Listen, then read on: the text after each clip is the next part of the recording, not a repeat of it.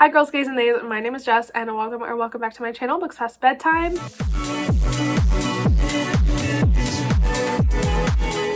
Today we're going to be doing my monthly installment of gay books that are coming out in blank month. This month is November. The books that are coming out in November that I'm excited about, all of these books are queer, all of them are lovely, all of them are exciting, and I will let you know when they come out and what they're about so you can add them to your TBR. That was a very quick, concise intro. I love myself for that. So let's just hop right into it. I have 3 categories today: contemporary, historical, and fantasy. Pretty typical for me. I don't have any thrillers this month. Sometimes I do have thrillers, but no thrillers this month. Just cute queer romances in various genres. So let's hop into it. I'm going to start out with my contemporary category. And the first book that I'm going to be talking about is The Manor House Governess by C.A. Castle. This book comes out on November 7th. In this book, we're following our main character, Bronte. Bronte was orphaned young and raised with chilly indifference and not allowed to express his gender identity. He finds escape in period novels and movies, but he's finally offered a change of pace when he gets a job as a live-in tutor at Greenwood Manor. In this manor live the Edwards family, including Mr. Edwards and the young pupil Ada, who Bronte is meant to tutor. And Bronte finds that they accept his gender presentation without any issue, which is a very nice change for him. All of the family, that is, except for Darcy, who is the eldest son. He seems a little bit uncomfortable by Bronte's presence, and the two are very much opposite. But when a tragic fire blazes through the manor, Bronte starts to suspect that something sinister may be going on in the house, and so soon he channels the heroines of his beloved novels and starts to investigate and realizes that some dark secrets may be hiding in the manor. I believe this book is kind of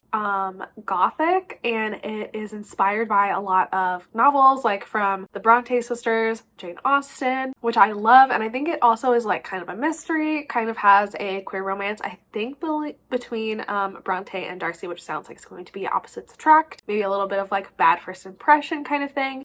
So I'm super excited for this one. I think it sounds like eerie and really cool and different, so I definitely will be checking this one out when it comes out. Next on my list is Ren Martin Ruins It All by Amanda DeWitt. This book comes out on November 7th as well. This one is a YA, and it follows an asexual teen, which is one of the main reasons I added it to this list. I'm always looking for new books with asexual main characters. I feel like they're very few and far between. I wish there were more adult books with asexual characters, but they do seem to be pretty concentrated in YA, which is okay for now. Hopefully, as publishing continues to diversify, we'll continue to see more asexual characters. But for now, this is what we have, and I am very excited about this book because it does sound really good. In it, we're following our main character, Ren Martin, who is a senior in high school and the class president, and his first order of business is that he wants to abolish the Valentine's Day dance because it's outdated, and Ren doesn't like the societal norms associated with the dance. His greatest opponent in this task is Leo Reyes, who is the vice president of the student council, and Ren is getting away with doing away with the Valentine's Day dance because it is such a drain on the school's resources, but Leo has a solution. He finds a sponsorship from a new app called Buddy, which is a dating app. Now, instead of a danceless senior year, Ren is in charge of throwing one of the biggest dances the school has seen. He's very much not happy about it, but for research purposes, of course, he signs up for the app, develops feelings for his anonymous match, and things start to spiral out of control. Ren has previously decided that dating is not worth it while being asexual, and so he has a lot of challenges going on in his life. I am assuming that his anonymous match is likely Leo, which I'm very excited about. I love an anonymous romance trope. It is one of my favorite things in the world, like the angst of like the reader, like us knowing who this person is talking to, but them like hating them in real life, but loving them online anonymously. The tension and the angst of that is just immaculate. I am obsessed. Like, some of my favorite romance books have that trope, so I love that this book has that trope as well. So I think I'm definitely gonna love it, especially with an asexual main character. I will certainly be picking this one up when it comes out again on November 7th. Another YA book that I want to talk about is Emmett by Elsie Rosen. This book also comes out on November 7th. Big day for publishing, apparently. This book is actually a modern day gay retelling of Emma by Jane Austen. Emma by Jane Austen is one of my favorite books ever. Clueless, the movie based on Emma, if you didn't know, one of my favorite movies of all time. I also really love the movie adaptation of Emma that came out like in 2020, I think. So good. Like, I just love this story so much. So when I saw that this book was a modern gay retelling of Emma, I'm like, I have to get my hands on it. Basically, we're following our main character, Emmett Woodhouse. Emmett is clever, handsome, and rich, and very blessed. he is aware of this, and because of this, he decides that his mission is charity work in the form of matchmaking. So when his friends with benefits Harrison starts saying he wants a boyfriend, which Emmett very much does not want to be Harrison's boyfriend, he decides to try and find Harrison the perfect match. Emmett's childhood friend Miles thinks this is a bad idea, but Emmett explains that this is gay life. Emmett has kind of decided not to date at this time because he knows the human brain isn't done developing until 25, but the lines that Emmett tries to draw in his own life are more porous than he thinks. And as he tries to find Harrison the perfect match, Emmett realizes that he maybe has no idea what he's doing when it comes to love.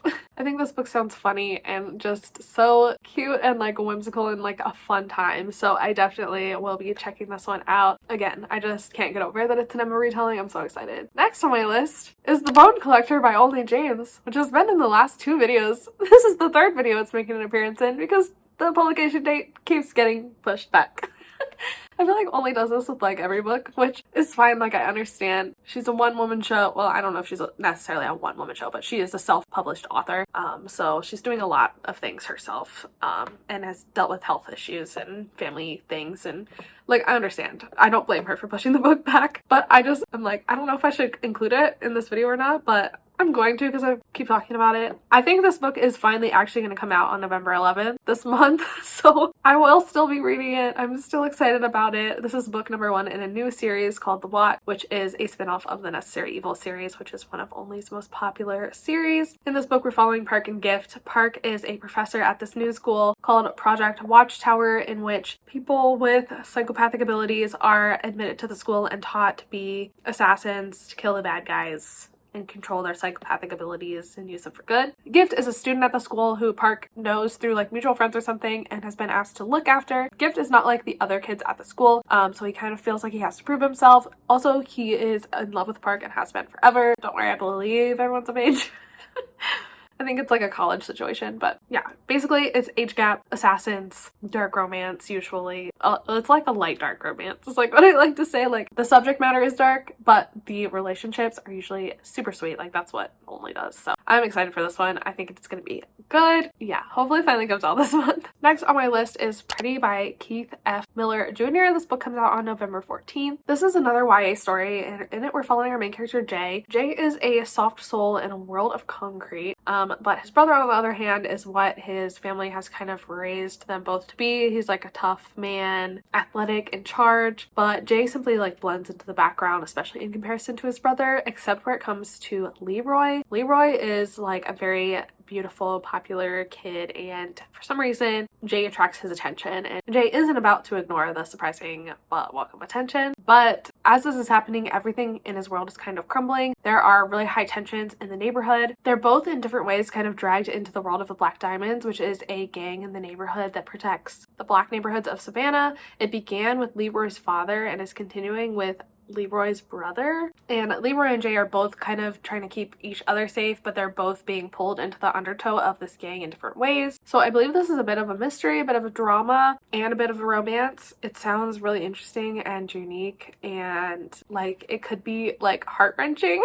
So I definitely have this one on my radar, and I think it would be a good one to pick up. Definitely in a different vein, the next book is For Never and Always by Helena Greer. This book comes out on November 28th, and I believe it's a continuation from Season of Love by Helena Greer, which came out last year, if I'm remembering correctly. This is just kind of like a companion novel of for characters that we were introduced to in the first book. It doesn't mention that anywhere in the summary or on Goodreads, so I could be remembering it wrong, but I'm like 99% sure that it's a companion to that one. I believe you can probably read them as standalones though. It doesn't seem like there's a lot of crossover other than the fact that we already met the characters. But basically this book is following Hannah and Levi. Hannah is co-owner of the Destination Inn Carrington's, which is like a Christmas tree farm situation type of deal. And this is kind of like her dream realized, but her thoughts always keep straying back to Levi, who was her first love, her worst heartbreak, her best friend, but now an absentee business partner because he is also co-owner of the inn. Levi has been off doing his own thing for the last couple of years. Now he's a celebrity chef, but he is ready to come back to the Carrington Inn to make amends, especially with Hannah. Hannah. But when he gets back, everyone wants him to leave again, except that Levi helps to book a famous bride to get married at Kerrigan's, but her only request is that Levi is the chef. So Levi agrees, and so does the rest of the family, and Hannah also agrees to give Levi 5 dates in order to win her back. So I believe that Hannah and Levi are both bisexual. I know that Levi definitely is, even though this is like a straight passing romance. The characters are queer. I really loved Season of Love by Helena Greer, so I am super excited for this one. I loved the characters she created. I love the world she created at Kerrigan's. It's such like a cozy Christmassy holiday type of vibe, and I can't imagine this one would be any different. And I definitely remember meeting Hannah and Levi in the first book and finding their dynamic super interesting, so I'm excited to see what happens. I imagine they get together, but I think that it will be super cute and well written, and I'm very excited to read this one. I believe I gave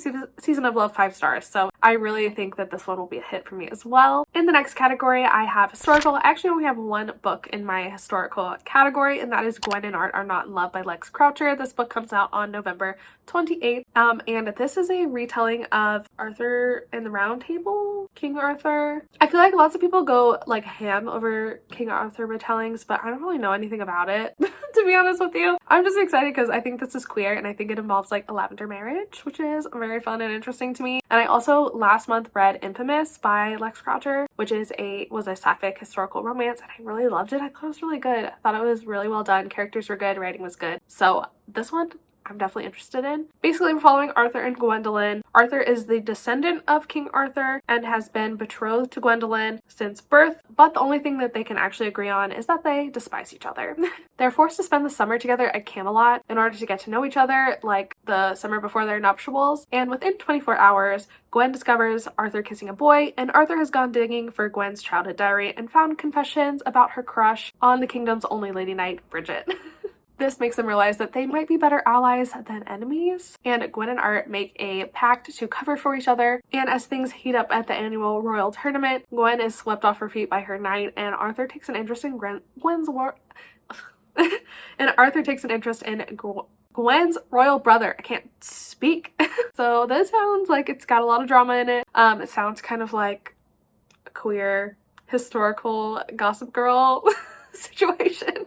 I think this sounds so good and so fun. I believe this one is YA or new adult. I'm very excited to pick this one up, and this one has been on my radar for a really long time, like over a year I feel like, so I'm super excited that it's finally coming out. Alright, and the final 4 books are in the fantasy sci-fi category, the first of which is A Power Unbound by Freya Marksey. Of course, this book comes out on November 7th, and I am so excited for it. This is the 3rd and final book in the Last Binding series that started with Marvelous Light. I think that's what it's called. That's the first one. In this series, we're following like an overarching fantasy plot wherein there are these 3 pieces that, if connected and found and put together, can control everyone's magic in this universe. And so our main characters really don't want this to happen. Each book though follows a different couple, and they get together in the book among the threads of the overarching plot. So we have not had a conclusion to the overarching plot, but each book has a happily ever after for the couple that it's about.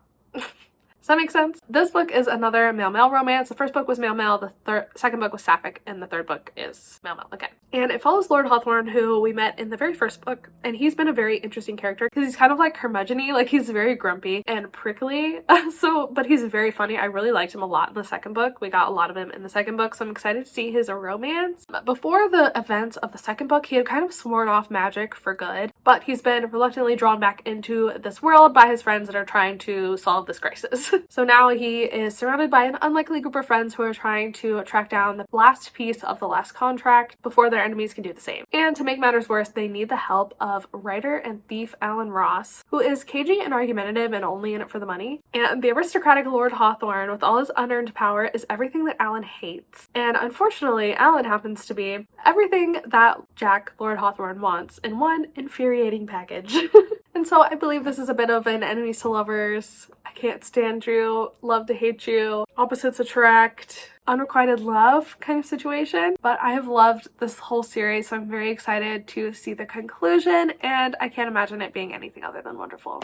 Next on my list is Godly Heathen by H.E. Edgman. This book comes out on November 28th. And we're following Jem, who is a Seminole non-binary teen living in the tiny town of Gracie, Georgia. Known for being their peers' queer awakening, Jem leans hard on charm to disguise the anxious mess they are underneath. And the only person privy to their authentic self is another trans kid named Enzo. But Enzo is 1,000 painful miles away in Brooklyn, New York. But even Enzo doesn't know about Jem's crazy dreams about haunting visions of magic and violence that seem all too real.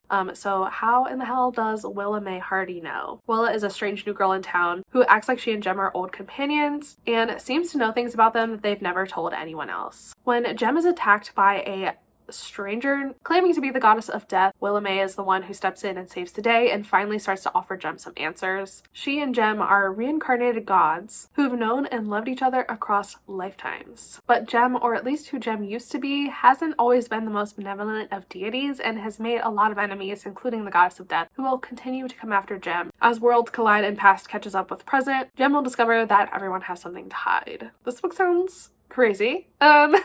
It sounds so good and like it has so much like lovely diversity, and I'm super intrigued on how this is kind of like contemporary fantasy. It just sounds so cool and so good. It has such good ratings from advanced readers, and this cover is freaking beautiful. So this one is for sure on my radar, and I'm definitely planning to pick it up as soon as possible. And last but not least on my list is To Kill a Shadow by Catherine Quinn. This book also comes out on November 28th. So on Goodreads, this book is tagged as LGBT, lesbian, and queer. But from the description, I'm not quite sure where those identities come into play, but I'm gonna trust Goodreads because this book sounds really good.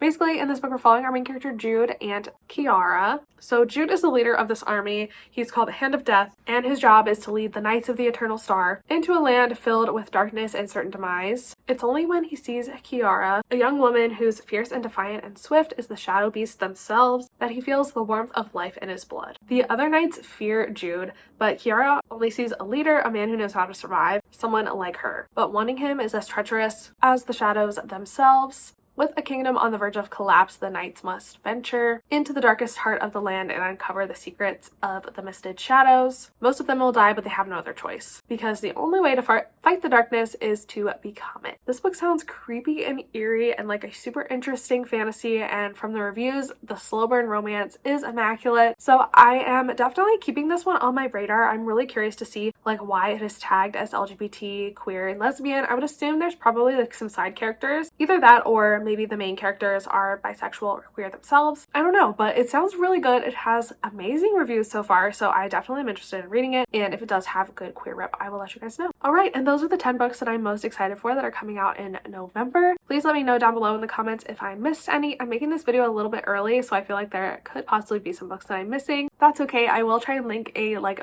more comprehensive list in the description, because as always, this is a curated list, books that I'm personally excited for, and there are like tons of queer books coming out all the time, so I'm definitely not the end all be all. I will link what I can in the description. Also linked in the description are all the books I talked about. If you're interested in ordering them through my Amazon links, I earn a tiny commission. A great way to support the channel at no extra cost to you, but of course, don't have to do that. Free ways to support the channel are leaving a comment, subscribing, liking the video, turning on the bell notification so you know when I post. Those kinds of things are always appreciated. At the end of the day, I really just appreciate you being here and watching this video. Thank you for hanging out with me. If you want to follow me on Instagram, Goodreads, TikTok, all those are linked in the description down below. And I think that's everything I have for you today, so thank you so much for being here and for watching this video. I really appreciate it, and I will see you in the next one.